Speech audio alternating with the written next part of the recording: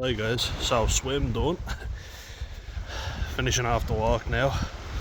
I usually finish the walk then go for a swim, but it just looked too inviting not to get in, and it's 5 o'clock here at the minute, so wanted to get in before it got too dark or too cold. Probably won't for another few hours anyway, but better safe than sorry, because I was looking at those clouds and you never know in Ireland. Make hay while the sun shines, as they say. The seagulls and the terns know all about it. Look, yeah. There's the seagulls over there, loads of them. At one stage I was terrified they were going to peck my eyes out because they looked like they were going for me dive bombing. Wanted to walk a bit further down so I didn't disturb the little terns. I'm coming up to their reservation now. See, yeah, there we are, the signs are up.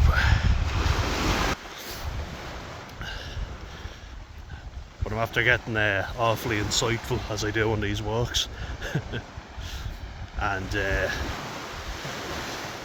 I was just thinking, the biggest thing I've learned this year, because it's been a weird year, you know, it's been in many ways a painful one, you know, because I've had to cut out a lot of people. And that's not fun, that's not enjoyable to do, especially when you're not used to having a lot of people in your life and then you finally get people, so you kind of think to yourself, hooray, I have friends, you know, I finally have my posse, my group. And for me it wasn't easy to go, no, you know, I'm cutting them out because they don't make me feel good. I kind of felt like, oh, whoever I get I should be grateful for. Not anymore, you know, and I've had experiences now, I've gone on adventures. You know, I am an introvert by nature, so it is more difficult for me to be very sociable all the time, and it takes it out of me. Trying to say yes to everything all the time.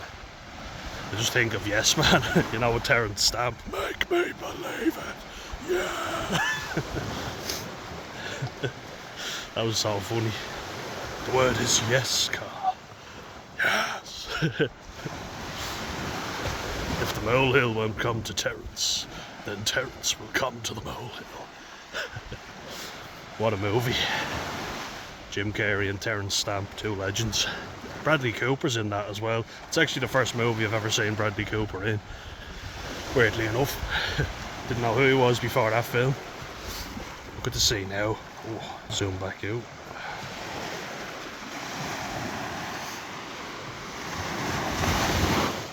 Oh, it's beautiful.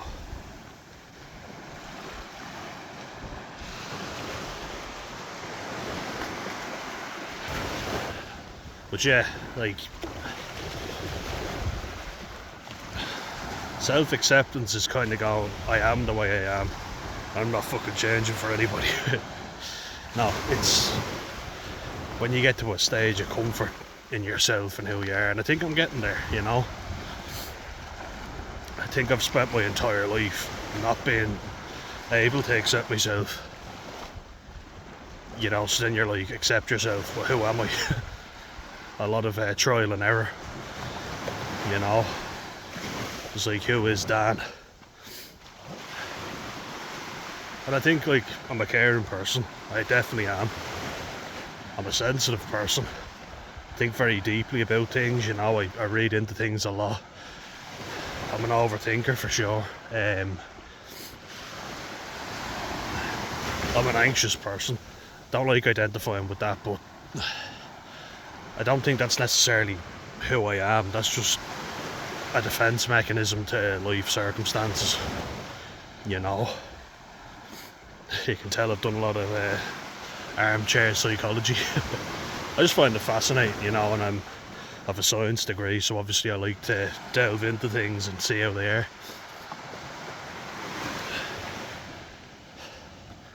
I think I'm a good human being as well, you know. I've spent so long trying to be a man, you know, be a man. What does that even fucking mean? I think it's a very easy throwaway comment that terrible fathers use on their kids. You know? There's a lot of stupid throwaway comments like suck it up and be a man. Has that ever helped anyone? I'd like to rephrase that in another way, because I think sometimes, you know what, other people are struggling more than you, and you've got to just suck it up and deal with the situation. I agree with that.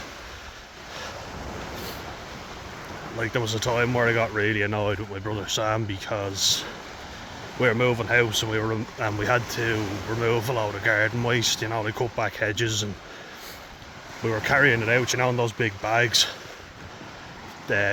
for removing garden waste. Any waste really, you get them in the dump, you have to see a lot of sand in them.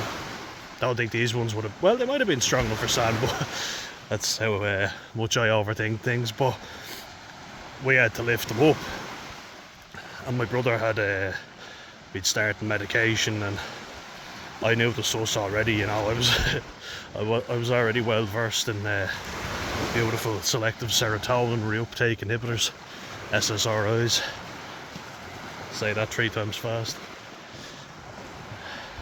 But he was feeling dizzy, you know, and he's always been very sensitive, you know. Like, I'm sensitive, but he's extremely sensitive.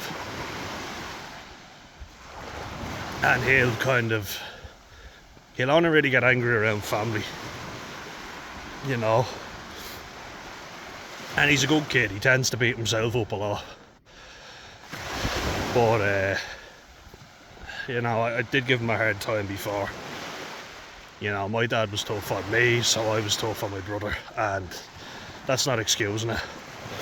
But in this instance, I think, suck it up, buttercup, you know, because we were lifting the garden waste. It was quite heavy, but not so heavy that me and him couldn't lift it. And, you know, like,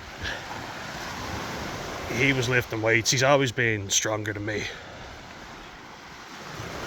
So I was like, me and you need to lift this. And he said, oh, I'm feeling faint, I need to lie down. And I wasn't feeling too hot either, you know. This is at my gaining the shit ton of weight stage, so I wasn't feeling very good either. But you suck it up.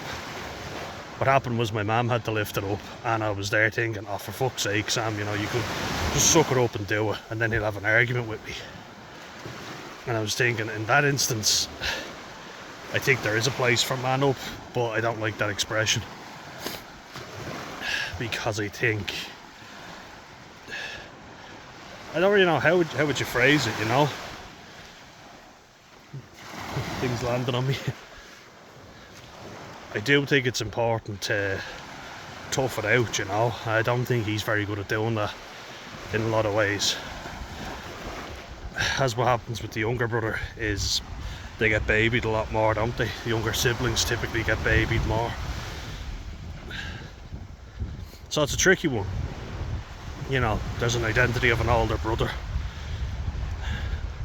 and I wasn't always good at that, you know. Before I get into that, check out the turn reservoir. Hey fellas.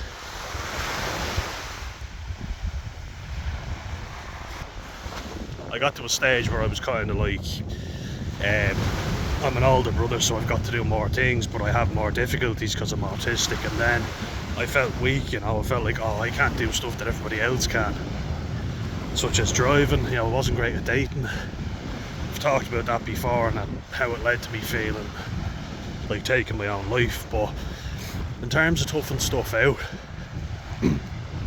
there's been a lot of cases where my mum was crippled, so I was like, I have to just do it whether I like it or not.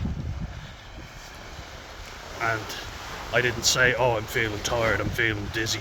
My brother will say that, and then, you know, he'll sit down and not help. Whereas I'll get in trouble if I do that, you know. And then if I say, yeah, well, I wasn't feeling great that day either, but I did it, he's like, oh, you don't understand. Do you know what I mean? People have always been better at verbalising stuff than me. And I always thought I was someone who spoke and talked, but I think you know yourself, if you're suffering and you're a negative thinker and you're depressive by nature. I was only listening to an interview on the Two Shot podcast. I've already watched it before, but listened to it. But I love Joe Gilgun. Joe, if you're listening, shout out to you. Joe Gilgun from Brassic and This Is England. Really love his stuff, and I think he's a great actor. He has cyclothymic disorder, which is same thing as Stephen Fry. It's a type of bipolar disorder where you've got more rapid cycling between depression and mania. I don't think the mania is as severe. Oh, the sun's coming out now. Check it out.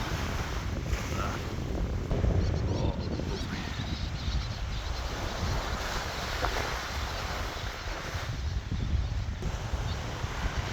You can hear the turns chirping away. That's the thing about me, is that I am caring, you know.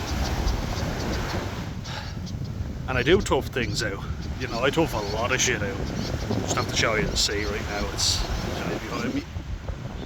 So, while the sun hits it. That aquamarine.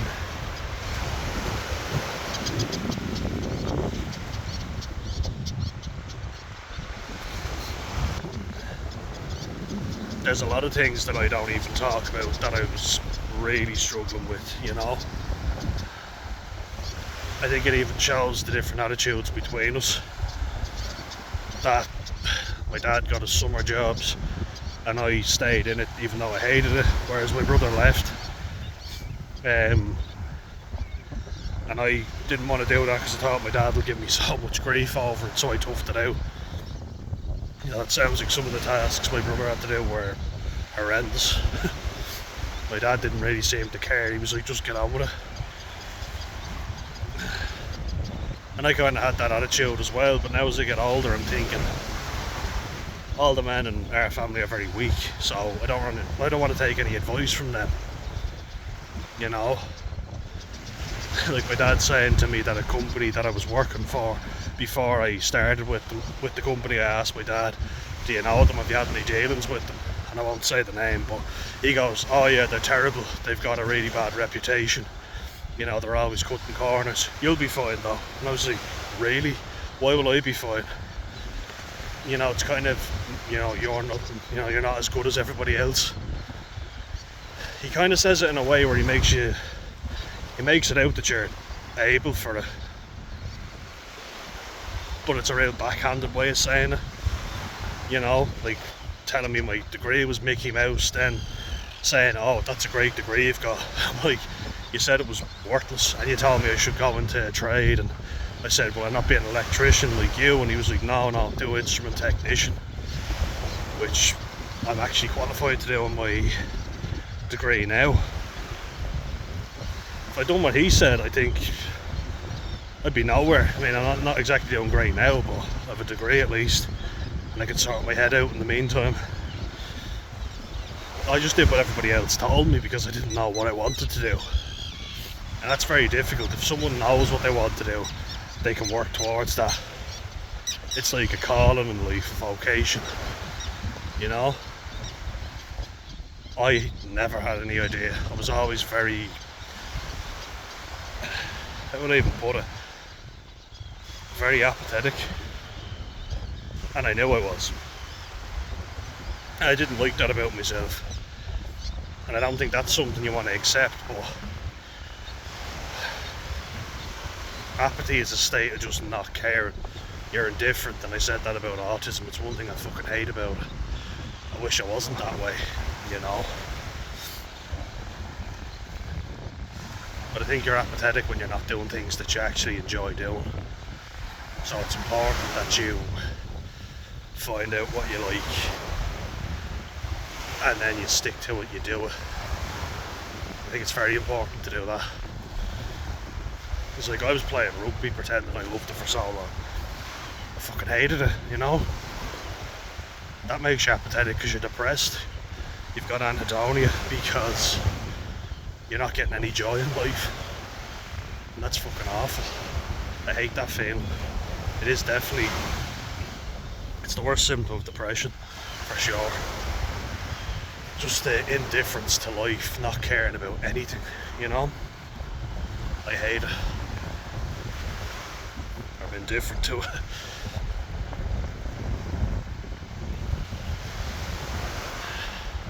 Like, I'm still trying to find out who is Dan, you know, and what does he do, and learn about myself. And that's what I'm doing a lot more now than I've ever done.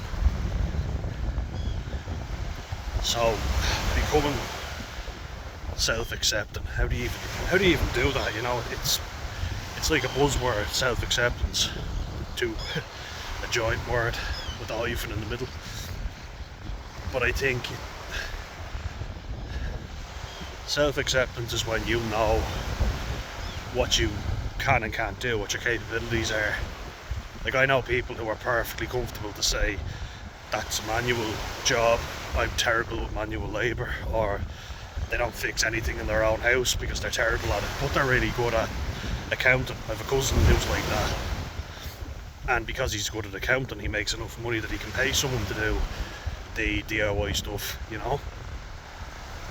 It's very nice to be comfortable in your own skin. Now there's arseholes who, and that's kind of how I used to think, you know, a dickhead who thinks that manual labour is beneath them, you know, that they're too good for it.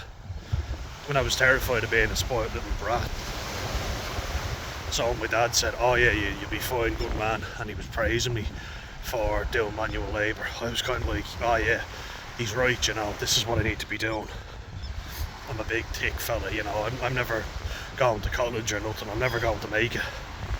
Actually, I've got quite a good brain up there.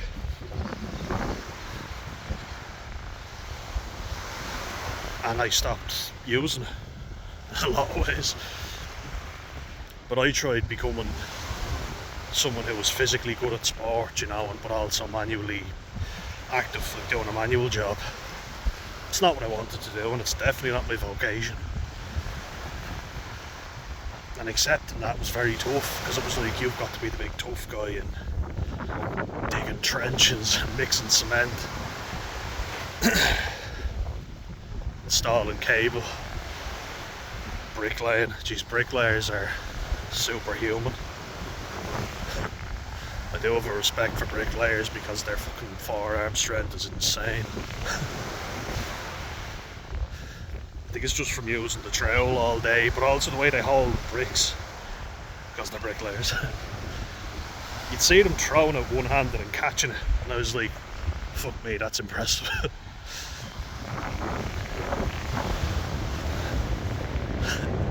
But my dad used to say this, and me and my brother kind of take the piss out of him. We go, graft.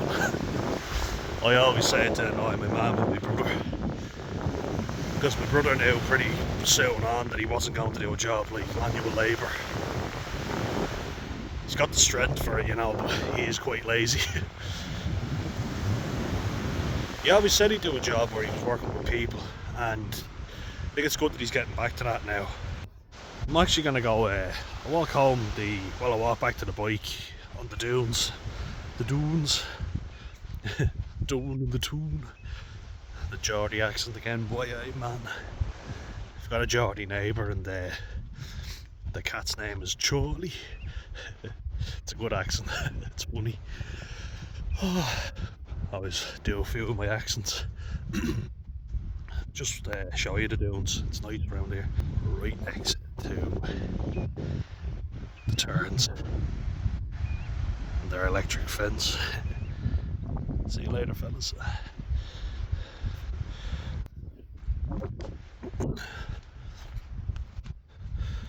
But here's one thing actually that I was just thinking about. It just kind of reminded me of something that I really hated about playing any type of sport. You know, with men in particular. Because they are worse. Men are worse for it 100%. They used to be like back and forth, talk in group chats, you know. like, oh, that young fella, he's gonna get it. That sounds wrong. I need to really fucking think before I speak. But what I mean is, anyone who's played rugby will know,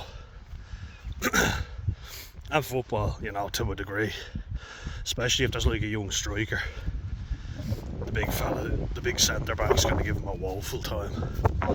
And you understand it, I've played both, so I understand. I used to be the centre back, giving the striker an awful time. If you got a big strong striker, you'd have to just trip him up or pull him down. The only time my dad ever praised me in football was when I fouled people. And I was like, I just made a run and got past him with 5 lads, but if I made a slide tackle and got a yellow card, it was a good man. So, you gotta be willing to give away a foul or two. But I've said countless times in this channel and my videos, I believe actions speak louder than words, And one thing that really drove me mental about sport that people don't really talk about is all the mind games. I always hated all that shit. And I guess if you can get an unfair advantage by mouthing off and putting someone down, fine. It doesn't mean anything, I guess. I could never understand the likes of Conor McGregor, And I hate the fact that he gets more money than someone who beat him. When Khabib and Nurmagomedov beat him with ease, they really destroyed him. Like, I'm Irish, so I would have supported McGregor in fights before. Not that I really watch MMA, I'm not a big fan of it. I prefer boxing. But even in boxing, there's always this mouthing off. I'm fucking terrible at that. That always annoyed me because I was good at the sport, but I couldn't give back the lip. And I just kind of got to a stage where I was like, that's not me, I'm not able to check out this butterfly though before I move on. I have to show you.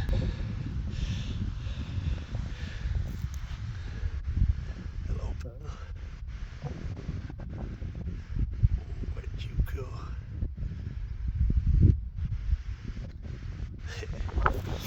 He's cool, isn't he?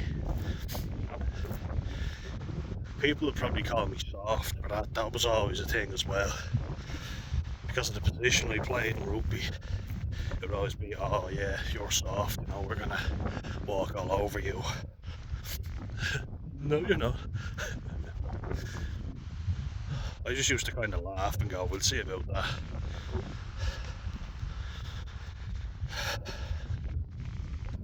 It was usually better if someone cheap shot at me, because then I get really angry, but if they'd say something to me, I'd kind of lose my confidence. Like if I knocked on a ball, they'd say, oh well done, or pat you on the head, and you'd kind of give them a shove, but they'd laugh or whatever, and kind of, they knew they were in your head now, rent free. I used to beat myself up for weeks about mistakes I'd make in games. That's the toxic side that I don't think anyone ever talks about. I just couldn't do it anymore, and dedicating myself to a team where I'm not getting any praise for it. And when I need to leave, I've set the tone now that I'll always be dependable, so I'll always show up. So that's what everyone expects from me, Everybody thinks, oh yeah, it's okay if other people say no, but Dan, no, not you. Because you've set the tone now that you're a bit of a doormat in a way,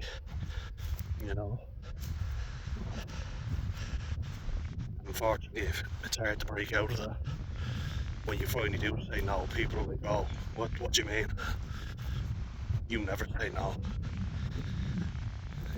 It's okay for other people to say no, but not you. It's just bullshit, really is.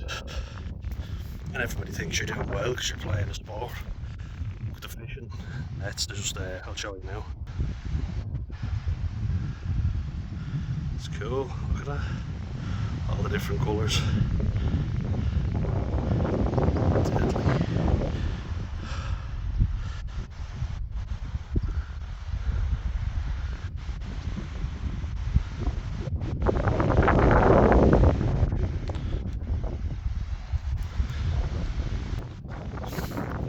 reminds me of another thing that I hate it, you know, and I'm gonna say it now. I hate confrontation. It makes me feel awkward, it makes me feel anxious, it makes me feel sick. It's something that I've had to deal with. So I've had to deal with a lot of confrontation. And it's either let someone steal all your stuff or put them right, you know. And that's what I thought it was like. What? I'm not going to put up with this. With me, it was often hard to distinguish true friends from fake ones. Best advice I could give you is, if someone makes you feel good about yourself, they're a true friend, and if they don't, they're not. These deadly looking butterflies, there's a few of them on this plant now. Check it out. Awesome. Awesome, man. Hey fellas, look at that. That's deadly. Hey guys, we'll leave you be.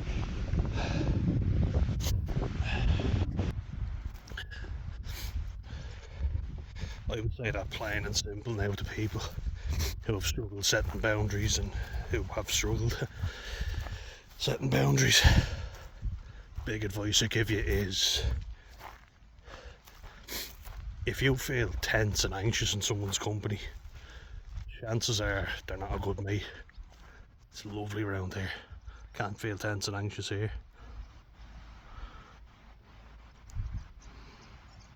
Look at that.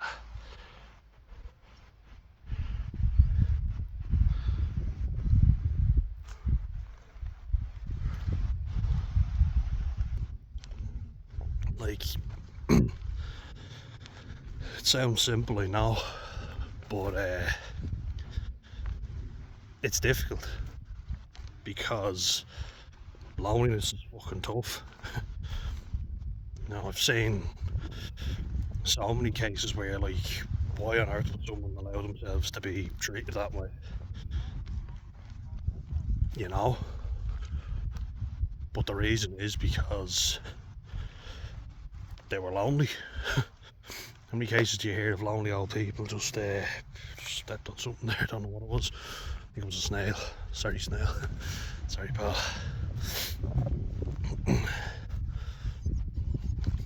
But people will do all sorts when they're lonely. You know. Look at that case of Vicky White, you know, on Netflix. She was like a really good prison guard. She was due to retire in less than a year, I think.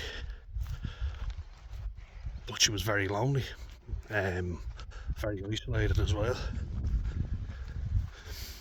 She fell in love with Casey White, no relation, no relation. Anyone know Uncle Ruckus? No relation. But it seemed like she had it pretty good. She was very good at her job. Everybody liked her. She'd no issues before. But she was desperately lonely, and then this prisoner. Ooh, something there. Check it out where I am. It's class.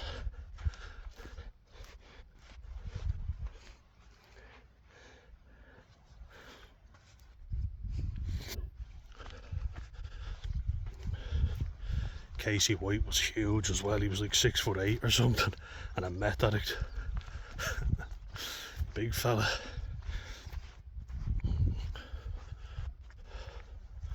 Whether he really loved her or not, don't know. He seemed to make sure she was okay, like when the car crashed, and she took her own life tragically. R.I.P.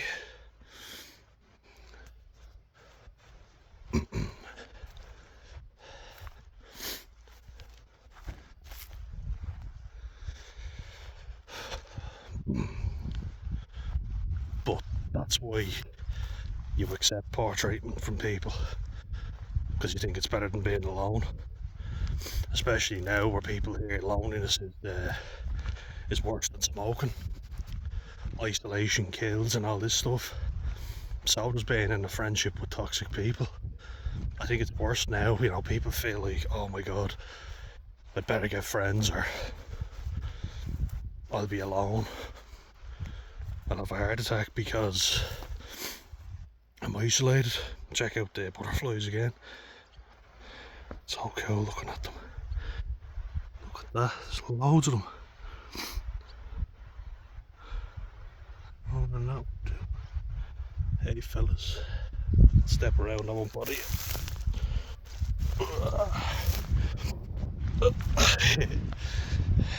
Oh, they're so cool looking. Hope they're not venomous, because there's a lot of them around. A rabbit hole in there, look. Might be something burrowing in there.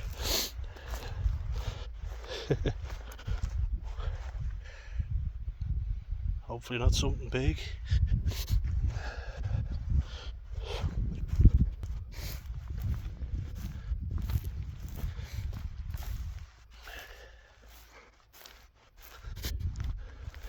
That was a big thing for me, because I think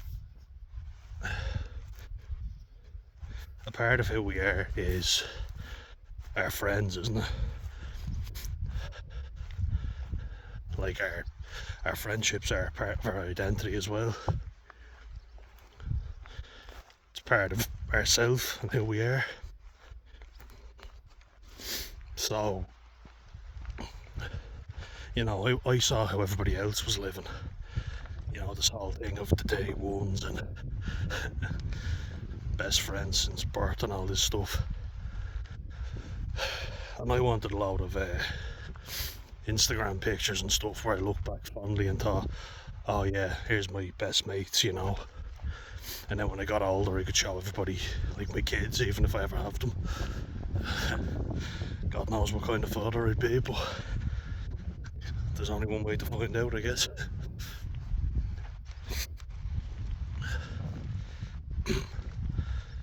That's the thing as well, isn't it? It's like you see all these images and you think, oh my god, I have to get all these as well. Create all these memories. Whether they're real or not, I'll be honest, sometimes I didn't care. Just wanted to put them up and show everybody. Look, I have friends, I'm not a loner.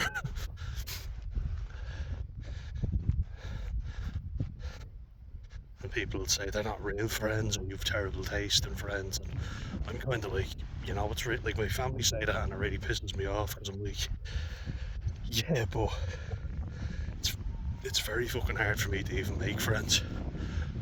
You know what I mean? So when I get any, never mind loads from different groups, it seems like maybe I turn them bad. More butterflies or moths. No, I think they might be moths. Look at that. Ooh, and him. Caterpillar. Where is he now? Oh yeah, look, he's deadly.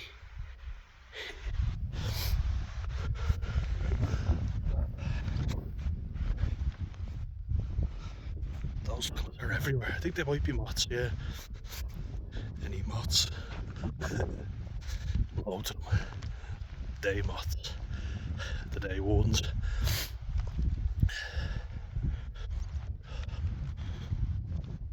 But yeah. I'm gonna say something insightful, I think, but in order to accept yourself, I think you have to have a self. See that? Look what I did there. But you do, and I still will be honest with you, I'm not 100% sure how that is. But I did have a goal of making this channel, and that's something I've done. That's something I've wanted to do for a long time. Reach out, and hopefully meet a lot of like-minded people, which I have, and I'm delighted by that.